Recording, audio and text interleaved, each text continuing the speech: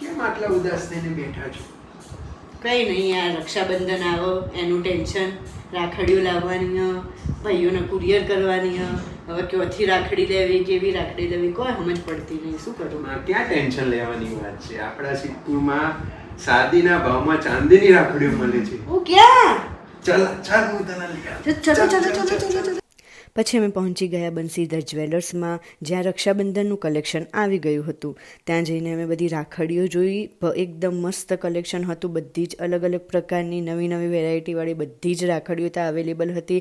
અને જાણવા જેવી વાત તો એ હતી કે માત્ર ચાંદીની રાખડીઓ માત્ર 50 રૂપિયાથી શરૂ થતી, અને એકદમ બહુ બધી વેરાયટીમાં રાખડીઓનું કલેક્શન ત્યાં જોવા મળી ગયું.